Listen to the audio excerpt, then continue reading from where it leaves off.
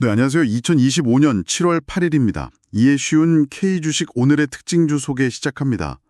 오늘은 시장에서 주목받았던 종목들, 그중에서도 상세 리포트가 나온 기업들 위주로 핵심만 딱 짚어보려고 합니다. 단순 뉴스 나열이 아니고요. 투자 전에 이 기업이 어떤 곳인지, 또 최근에 어떤 이슈가 있는지 깊이 있게 파악하는 데 도움을 드리고자 준비했어요. 오늘은 특히 세 기업을 좀 자세히 볼 건데요. 먼저 인적 분할을 철회하면서 시장에 관심을 받은 바이오 기업이 있고요. 그리고 관세 이슈 속에서도 LNG 모멘텀으로 부상한 강관업체, 마지막으로 AI 시대, 이 핵심 수혜주로 꼽히는 PCB 기업까지 지금부터 살펴보겠습니다. 자, 첫 번째는 파마리서치입니다. 여기는 PN, 그러니까 폴리뉴클레오타이드 성분 기반의 의약품, 또 리줄란이라는 의료기기 시리즈, 화장품 사업 이런 걸로 잘 알려진 곳이죠. 네, 맞습니다. 특히 그 피부 재생 효과로 유명한 리쥬란, 그리고 안구 건조증 개선제 콘쥬란, 이게 이제 주력 제품이고요. 최근 가장 큰 이슈는 역시 그 추진하던 인적 분할 계획을 철회했다는 거죠. 시장에서는 이걸 꽤 긍정적으로 해석하더라고요. 지배구조 관련 불확실성이 해소됐다고 본 거죠. 주가 흐름도 괜찮았고요. 아, 그렇군요. 분할 이슈가 일단락된 거 말고 투자 관점에서 봤을 때 매력적인 부분은 또 어떤 게 있을까요? 우선 영업이익률이 상당히 높습니다. 35% 이상 나오는데 이게 바로 PN 플랫폼 기술의 경쟁력이라고 볼 수 있고요. 거기에 더해서 중국이랑 북미 시장 진출, 이게 좀 빨라질 거라는 기대감이 커지고 있어요. 중국 NMPA 허가, 또 미국 FDA 510K 제출 같은 게 예정되어 있어서 글로벌 성장이 기대되는 부분입니다. 그리고 배당 확대 같은 주주 환원 정책 강화 움직임도 긍정적으로 볼 수 있겠네요. 네, 좋은 점들이 많은데 그래도 혹시 리스크 요인은 없을까요? 짚어봐야 할 부분들이요? 물론 있죠. 아무래도 경쟁이 좀 심화될 가능성은 늘 있고요.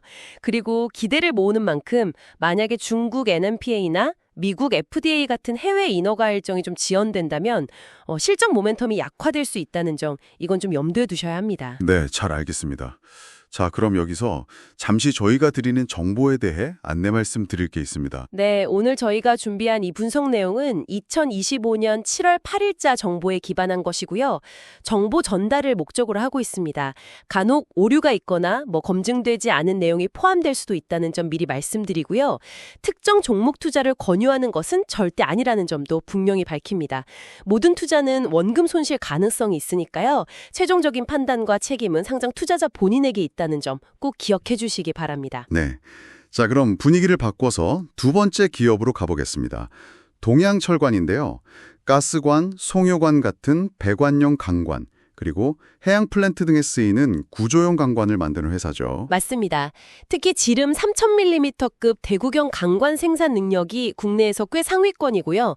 API, 미국 석유협회, ISO, 국제표준화기구 같은 국제 인증도 보유하고 있어서 해외 수주 경쟁력도 갖춘 곳입니다. 이런 인증이 중요하거든요. 최근에 주가가 상당히 좀 움직였던 것 같은데 특별한 배경이 있었나요? 왜 두 가지 기대감이 좀 같이 작용했어요. 하나는 알래스카 LNG, 즉 액화 천연가스 프로젝트 수혜 기대감이었고요.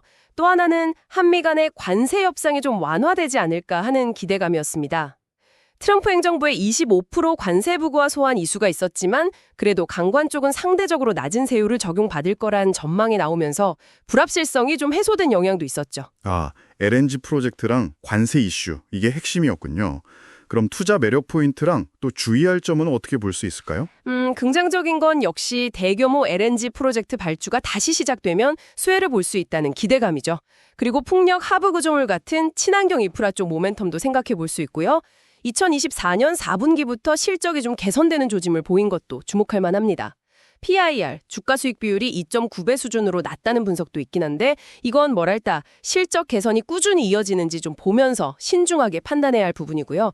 반면에 리스크 요인으로는 원자재 가격 변동성, 그리고 프로젝트 발주가 혹시 지연될 가능성, 또 과거의 구조조정 이력이 있어서 재무 건전성에 대한 우려, 이런 부분들은 계속 좀 고려해야 합니다. 자, 이제 마지막 기업입니다. AI 시대를 맞아 주목받는 기업 중 하나죠. 이수페타시스 살펴보겠습니다. 초고다층 인쇄회로 기판 MLB PCB 전문 기업입니다. 네, 맞습니다. 그냥 PCB가 아니고요. 18층 이상 쌓아 올리는 기술력이 아주 중요한 고다층 기판. 그리고 엔비디아 같은 회사의 GPU에 들어가는 AI 가속기용 기판, AIBP라고 하죠. 이걸 생산하는 데 강점이 있습니다. 이런 고부가 제품 기술력 덕분에 글로벌 고다층 PCB 시장에서 매출 기준으로 3위 정도를 차지하고 있어요. 와, AI 시장이 커지면서 정말 직접적인 수혜가 클 것 같은데요? 네, 바로 그 점이 핵심입니다. AI 서버나 스위치 같은 장비 수요가 정말 폭발적으로 늘고 있거든요. 그래서 이수페타시스가 만드는 초고다층 PCB랑 ABB 주문이 지금 생산 능력을 넘어설 정도예요. 덕분에 제품 가격, 즉 판가랑 판매량, 물량이 같이 올라가는 아주 좋은 구조고요. 심지어 올해 11월에는 신규 라인까지 가동되면 생산 능력이 한 30% 정도 더 늘어날 걸로 예상됩니다. 고부가 제품 비중이 커지니까 2025년에는 영업이익률, OPM이죠. 이게 19%대에 이를 거하는 전망까지 나오더라고요. 이건 PCB 업계에선 굉장히 높은 수준입니다. 와, 전망이 정말 밝네요. 그래도 역시 주의할 점도 있겠죠? 그렇습니다. 과거에 대규모 유상증자를 추진했다가 철회했던 사례가 있었거든요. 그래서 자금 조달 관련 이벤트가 발생할 가능성, 이걸 완전히 배제할 순 없고요. 또 원재료 가격이나 환율 변동성도 중요하게 봐야 합니다. 특히 수출 비중이 70% 이상으로 꽤 높아요. 그래서 원달러 환율 변동에 따라서 실적이 좀 민감하게 움직일 수 있다는 점은 유의해야 합니다. 네, 오늘 이렇게 파마리서치, 동양철관, 그리고 이수페타시스 세 기업을 좀 자세히 살펴봤습니다. 들어보니까 파마리서치는 지배구조 리스크 해소와 해외 확장 기대감, 동양철관은 LNG 모멘텀과 실적 턴어라운드 가능성, 그리고 이수페타시스는 역시 AI 슈퍼사이클의 직접적인 수혜, 이렇게 각기 다른 투자 포인트가 있네요. 네, 맞습니다. 시장의 단기적인 움직임에 너무 흔들리시기보다는 오늘 저희가 짚어드린 것처럼요. 기업의 어떤 본질적인 경쟁력, 그리고 성장 동력, 또 잠재적인 위험 요인까지 좀 균형 있게 살펴보시는 게 중요합니다.